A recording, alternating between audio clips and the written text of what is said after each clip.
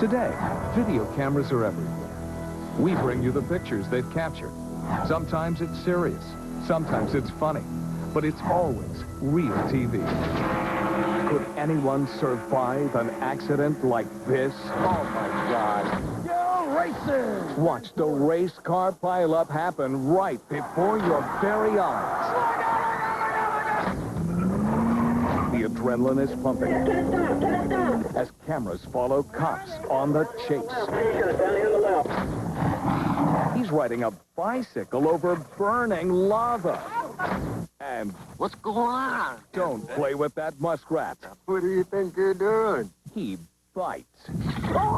For Friday, April 24th, 1998, this is Real TV.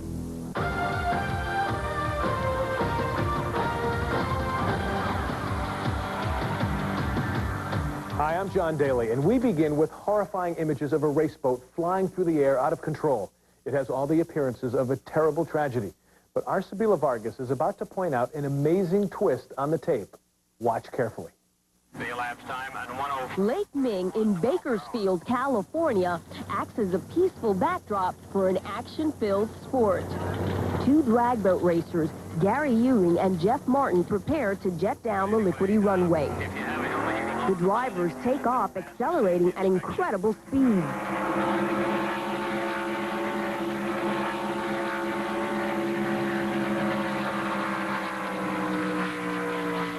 But watch Gary Ewing's boat on the left side of your screen. Left lane lagging traction with excuse me. Something isn't right. Action 9:32, the elapsed time at 1:14.67.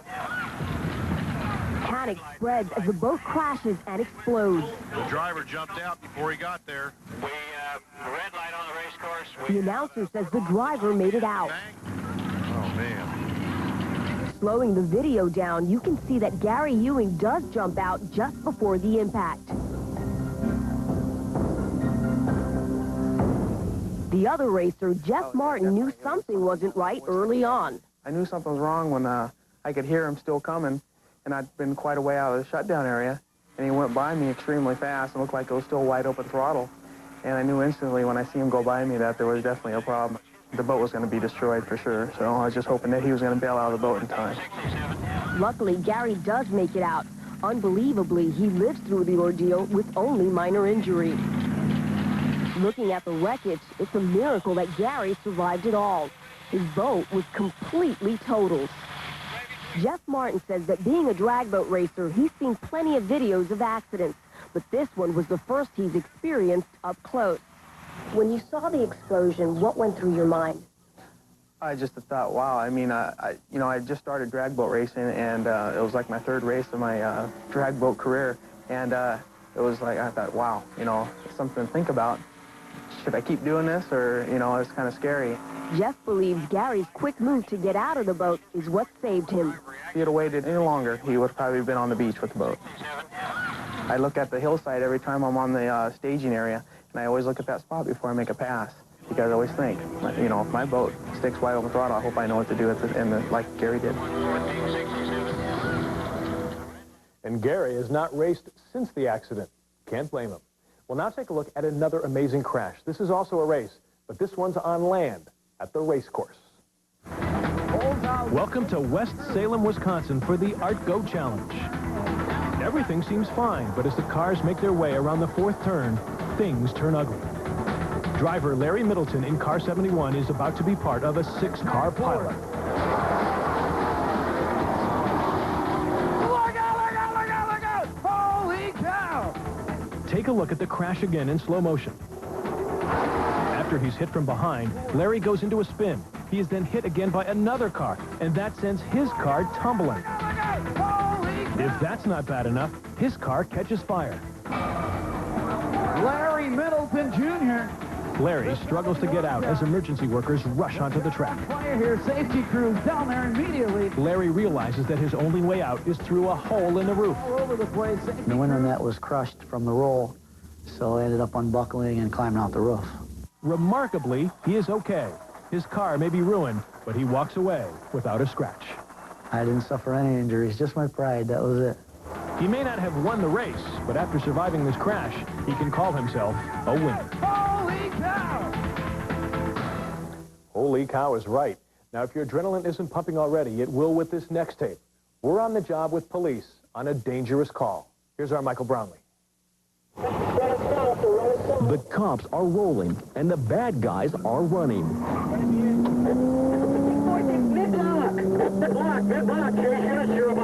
You and the camera are riding with the Los Angeles Police Department as they close in on suspected drug dealers.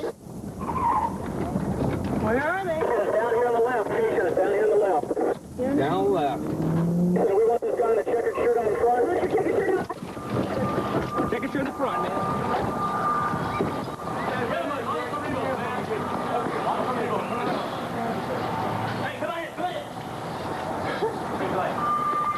Two suspects are quickly caught.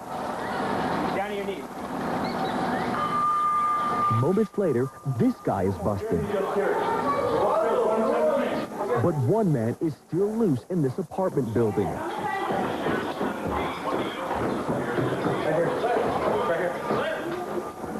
Is he inside this lady's home? Let's watch. This is by far the most dangerous part of the bus. Right to your right. He's in there. I can hear him. Officers hear the suspect, but they can't find him. I heard him in there rustling. Come on out. Keep your hands up. Come on out.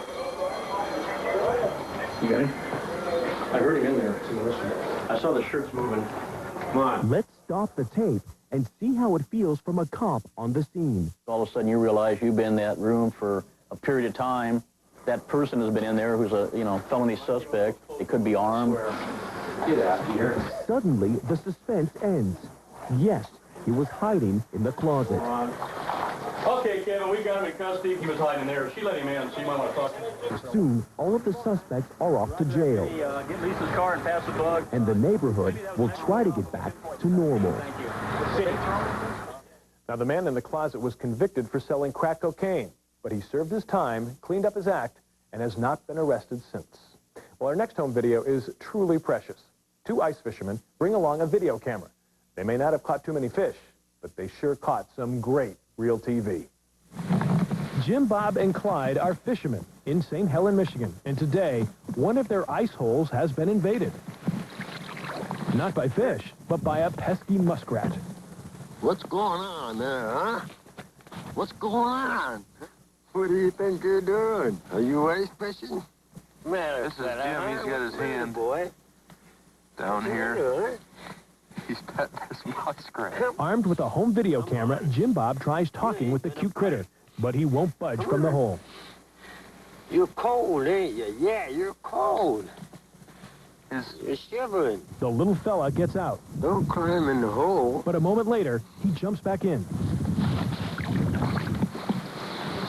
Jim Bob gets close to the hole, and the muskrat chases him back.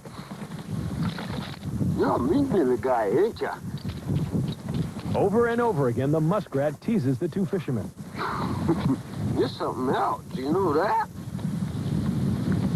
At one point, Jim Bob puts the camera down and pats the ice to try to coax the little guy out.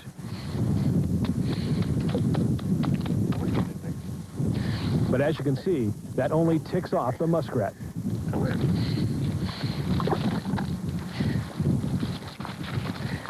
You're okay. Yes, you are. The muskrat, tired of playing around, gives Jim Bob something he'll never forget.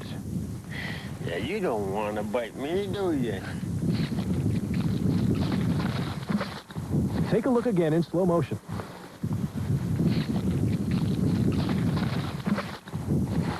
I guess you can say neither Jim Bob or Clyde found any muskrat love here today.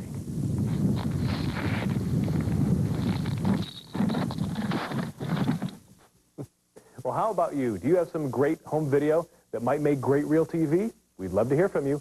Here's our toll-free number. It's 1-888-REAL-TV1. We'll be right back.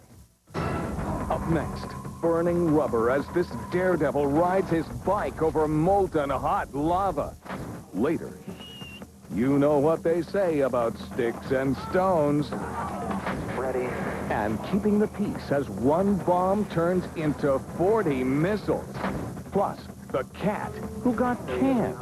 The tapes just keep on coming when we return. Hi, I'm Sam Track. And I'm Al LaBorde. And we're at Church Street Station in Orlando, Florida. All aboard for Real TV. Sam and Al, thank you very much. Welcome back. It's a rough road for one cyclist in Hawaii. He's boldly going where no man has gone before, as far as we know. He's riding his bike on boiling lava. As our L&K shows you now, no guts, no glory. In the shadow of Hawaii's Mauna Kea volcano, a lone mountain biker braves smoking hot ash, looking for a new world record. French rider Eric Ferron is used to adversity. As a child, this world-class cyclist was bedridden, crippled by a bone disease. But this determined athlete beat the odds. Now Eric hopes to set a mountain biking world speed record down the side of this 13,700-foot volcano. Warming up for his dangerous run, the cyclist races alongside a river of molten lava. Eric's tires roll right through the fiery magma. He knows one slip could be his last.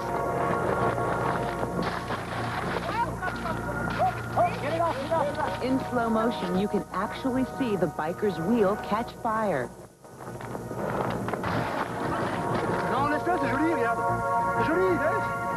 After a quick tire change, the crew moves to the other side of the volcano for Eric's record-chasing run. After a few last-minute preparations, the moment that this cyclist has been training months for is here. A camera to clock the cyclist's speed is set in place. Then it's one last breath and Eric's off. He barrels down the mountain over rough terrain and through patches of snow.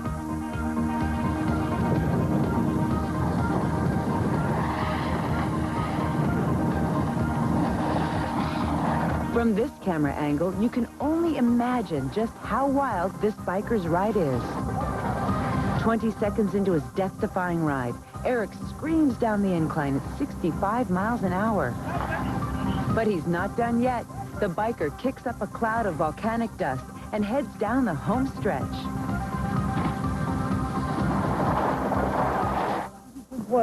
A colleague rushes over for the results. Eric's speedometer hits 118.3 kilometers per hour. That's 74 miles an hour. A new world record. But the cyclist thinks he can do better. I felt like I was descending a wall. If I'm going to go faster, I need to come back with a very well-prepared bike.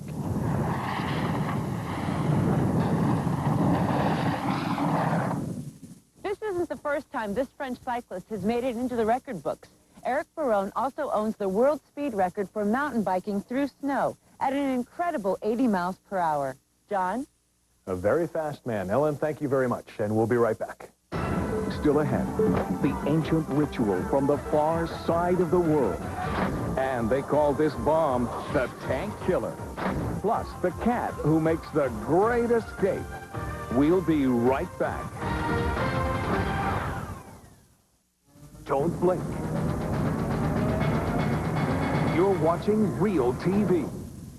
Well, we're going halfway around the world now to show you some incredible tape of an ancient ritual. In fact, it dates back to biblical times, but it's rarely caught on tape. Like we say in the beginning of the show, video cameras are everywhere. That's why we're seeing more and more unique scenes like these from faraway lands.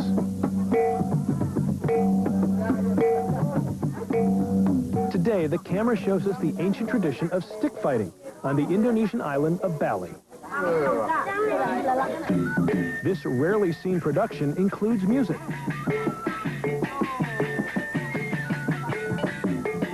dancers,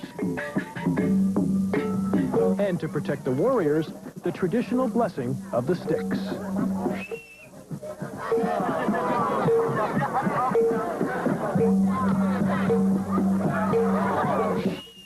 Now it's fight time. Remember, these sticks are sharp, and this is not staged for tourists.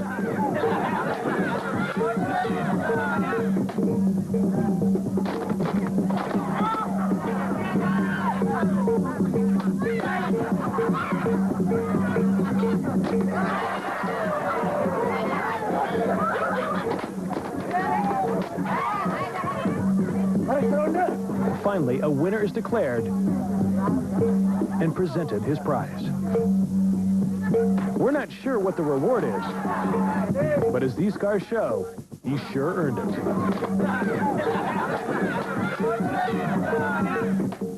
Now, as you can imagine, some villages in Indonesia have banned stick fighting because of the injuries. Well, this next tape illustrates the dramatic contrast of how warfare has changed through the centuries. From stick fighting, we now take you to the testing grounds for one of America's newest lethal weapons. You've heard of smart bombs, but even smarter is the newest addition to America's high-tech, the tank killers. Even in times of peace, military researchers at Eglin Air Force Base continue their quest to develop sophisticated ways to cripple the enemy with minimal risk. The bombs throw off a crazy-looking pattern that appears to be erratic, but there is nothing random about this anti-armor device. The missile employs 40 separate warheads called skeets that destroy tanks and other vehicles by using infrared sensors, much like those in your home security system. They instantly detect any temperatures higher than the surrounding area, then explode, raining down deadly shrapnel atop the armored vehicles where they are weakest. In footage of a live test, you can see how effective this high-tech advancement can be, covering 15 acres with a cluster of smaller bombs.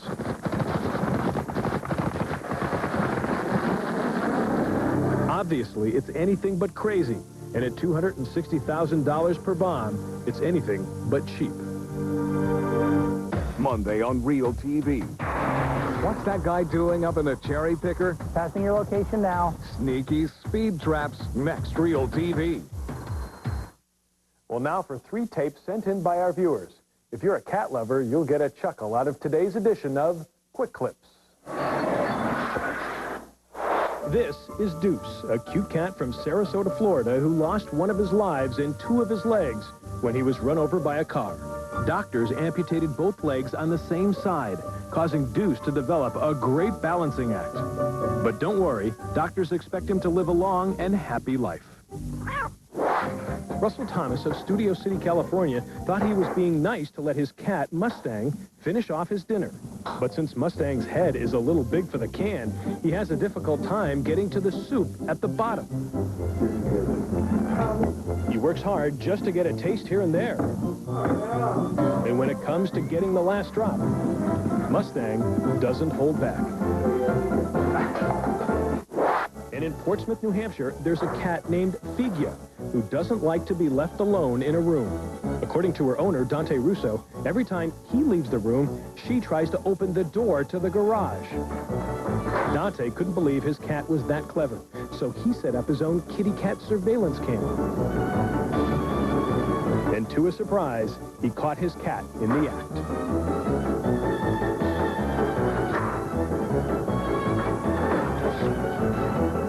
And as you can see, Figia's remarkable talent allows her to open the door and make a run for it.